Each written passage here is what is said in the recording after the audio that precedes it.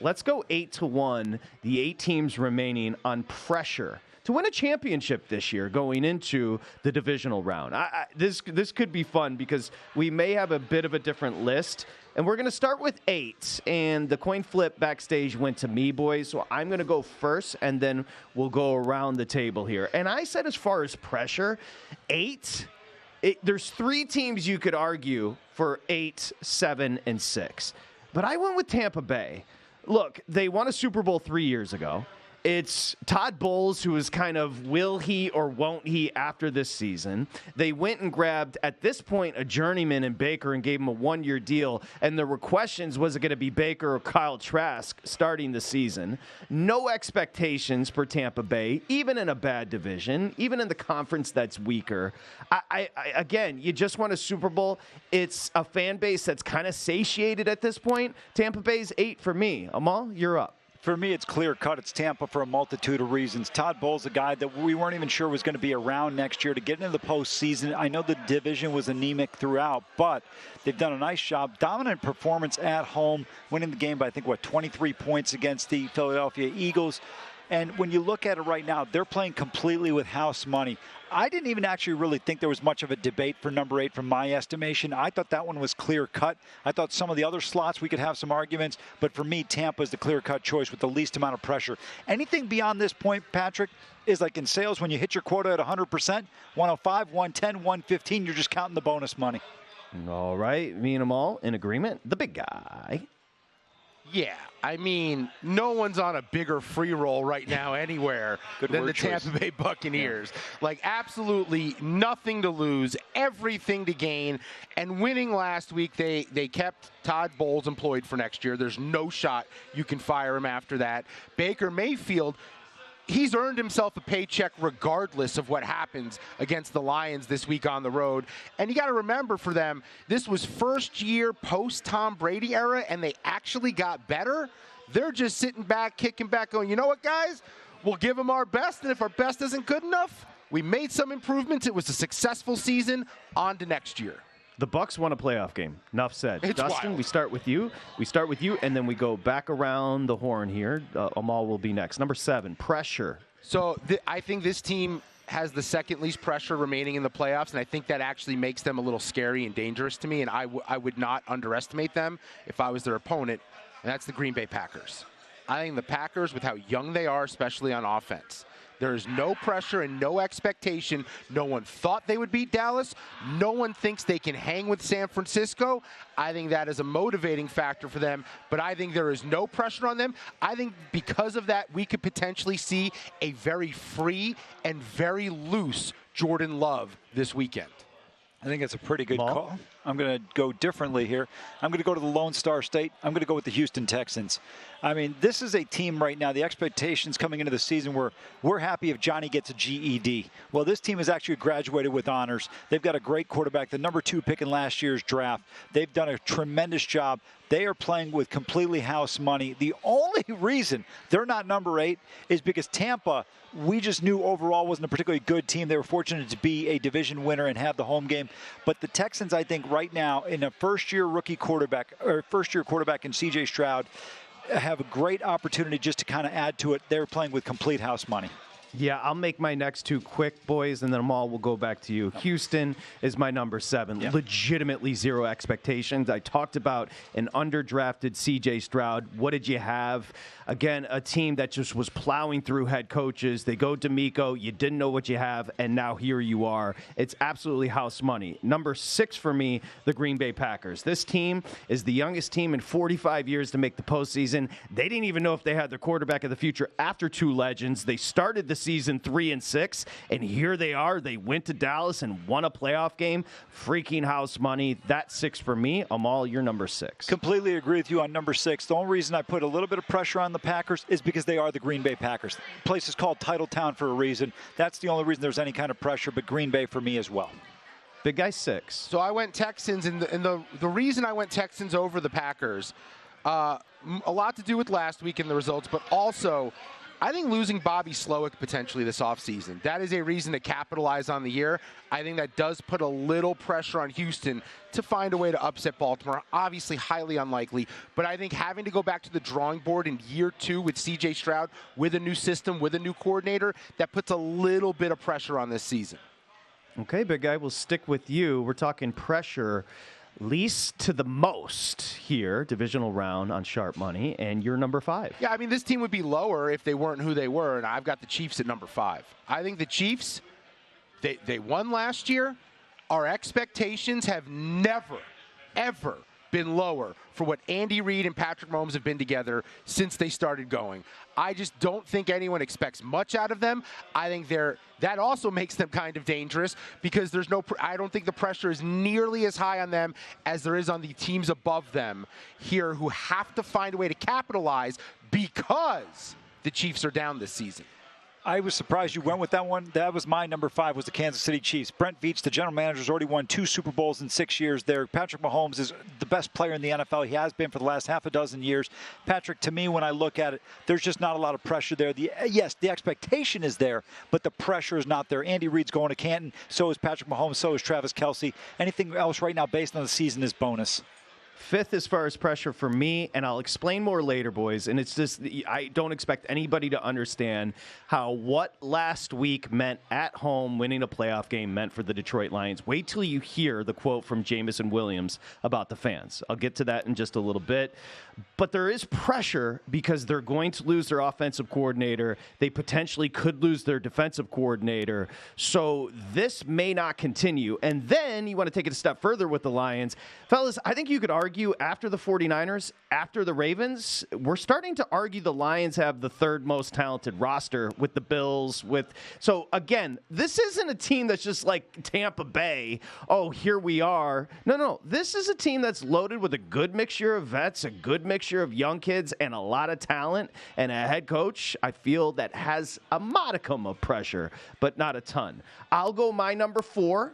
And then we'll kind of circle back. My number 4 is, I agree with you guys, the Chiefs. Look, the only conversation now is dynastic.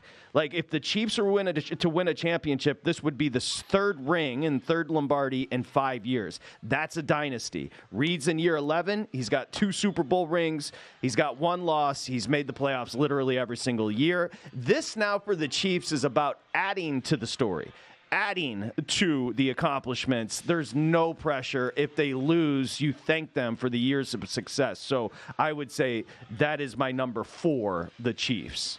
For me, the Detroit Lions, you started to outline it a little bit. I would just add to it from this sense. I think this team has some good talent. They're playing well, but I still think they're a little bit short at the quarterback position. So for me, it doesn't necessarily create the same level of expectations for them. I think they're able to play a little bit looser. Now, this matchup on Sunday, they better come through because Tampa is the ideal divisional spot and a home game at Ford Field. It doesn't get any more perfect than that.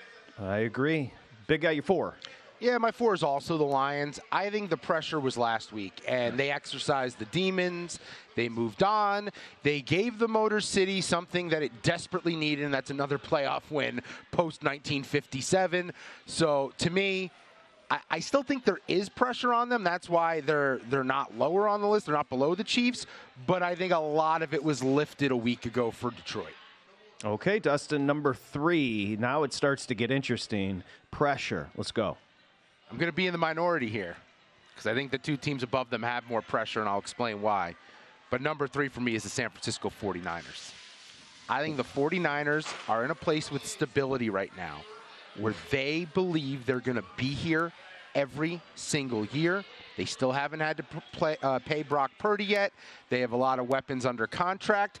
Kyle Shanahan is who he is. There are no coaches being poached off his staff this offseason. I think San Francisco, you can make the case they're 1 or 2. For me, they're number 3, and I'll explain when we get to the other 2 above them, because I think those 2 right now have a very big opportunity, and they can't let it fall through their fingertips. No need to justify the other 2 on the back end. I like the fact that you went 49ers. That was succinct. Let's keep it going.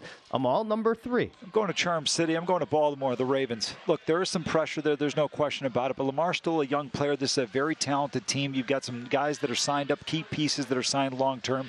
The Ravens have been there, done that before. Now, not with these pieces, not with these set of players, but with this coaching staff, particularly John Harbaugh. I think even though there's pressure, I don't think it's as immense as it is on some other teams. But, you know, what I love about this segment, and it's important, Patrick, is when you're watching the games on Saturday and Sunday, remember what happened to Dallas. You could start to see the pressure build as the game was progressing. And they got tighter and tighter as the score started to inch farther and farther apart. Number 3 for me ran through a brutal division in the toughest conference. Of course, they had a healthy Lamar, went 3-1 as far as touchdown to pick ratio.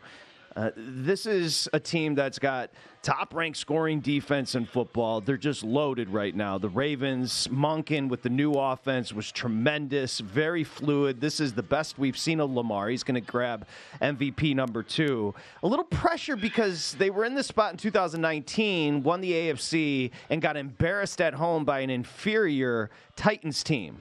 That's similar. That lines up to this year. This is an inferior Houston team, so the pressure is certainly there. They have to beat the Houston Texans. Number 2 for me, as far as pressure, boys, the Buffalo Bills. Look, Sean McDermott, you saved your job by beating the Steelers last week, but this is year 7. The last 4 years, 19, lost to Houston in the AFC wildcard game. 20, KFC, AFC championship loss. 21, KC division. Last year, Cincinnati, the division. And McDermott has a lot to answer to. 13 seconds, may I remind you. He's got a Hall of Fame quarterback in Josh Allen. He's at home against the nemesis. There's a ton of pressure on the Bills. Amal Shaw, you're number 2. You made a great argument, but I'm going to the Bay. I'm going San Francisco, Kyle Shanahan. And the reason why I don't have him at number 1 is simply because they've got a young quarterback in Brock Purdy. Yes, he won a game in the divisional round last year, but he wasn't able to go in the conference championship game. That impacted that 49ers team.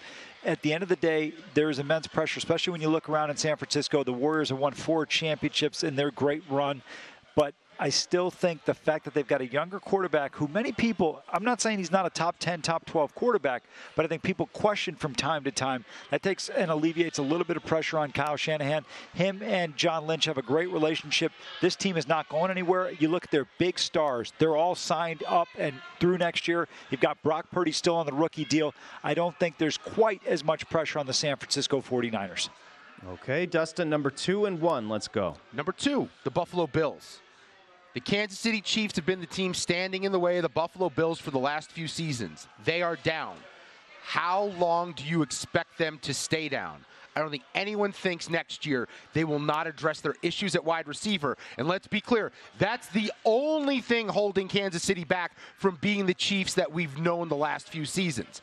I think if you're Buffalo, these opportunities to capitalize when somebody is against the ropes and make that final punch and knock them out. They don't come along very often. You can do it head-to-head right now and move on. You have to exercise the demons Detroit exercised and move past Kansas City. That's why the pressure is on the Buffalo Bills. I love it. I love it. Okay, you're number 1. I'm going with the Buffalo. Did we not do Amal's 2? No, I did Yeah. San Francisco. Okay, now we keep there. We'll go Dustin 1. We'll circle back. Go ahead, Dustin. Okay, number 1 for me is the Baltimore Ravens. And nobody loves the Ravens more than me. No one loves Lamar more than me. But this team, if they do not make the AFC title game, it is all a failure. The whole season is a waste of time if they don't do that. We've seen Lamar Jackson many times. Patrick mentioned 2019, where in a big spot, he just looks a little off. And I think there are concerns, especially this week with the extra rest, that he's going to look a little bit rusty. He's also got the pressure to live up to the contract he signed in the offseason. He also has the pressure to live up to the MVP award he's going to be awarded in the next couple of weeks here. I think for the Baltimore Ravens, you also look back at the regular season for them. Joe Burrow was hurt. Joe Burrow is going to be 100% next year. You're going to have to deal with that again. It's all about opportunities, and it's presenting themselves for Baltimore to win a Super Bowl this year again with a down Kansas City team in the same conference. The Baltimore Ravens have the most pressure to not just win this week, next week, but then also capitalize and win a Super Bowl. The big guy. Amal Shaw. most pressure? For me, it's the Buffalo Bills. Simply put, Sean McDermott is a guy that's had 5 consecutive double-digit win seasons, but they've had failures in the postseason. They lost in the AFC Championship game against the Kansas City Chiefs in 2020. They had an opportunity. They just needed to get a stop for about 30 seconds. The following year in the divisional game against the Kansas City Chiefs, the decision not go with the squib kick ends up costing them with a Butker field goal. They end up losing that football game. They get blown out at home by the Cincinnati Bengals last year. Just an embarrassing performance. When you think about Buffalo, Patrick, you've got the Sabres. Let's be real here. Unless you're a hardcore hockey fan, you're not paying attention to them. You got to go back to 98 with the skate in the crease there. The Buffalo Braves left there in 1978. This is the only show in town. Josh Allen, you laid it out perfectly as a future Hall of Famer. You've got a quarterback that they view as being on the same level as Patrick Mahomes. Now you finally get them at home. This is your opportunity. You win this game. They genuinely believe going into the next game, they've got the best player on the field. Sean McDermott has to get it done at this point in time. I appreciate you two, and I think your lists are cute. And I know that you guys are trolling me, so I'm just going to step back and say kudos to the two of you. Cute lists, and I like your number ones. But number one, as far as pressure in the postseason, it's not even close. When Queen Elizabeth died, there was questions about succession. Was it going to be King Charles or King Kyle? They went with Charles.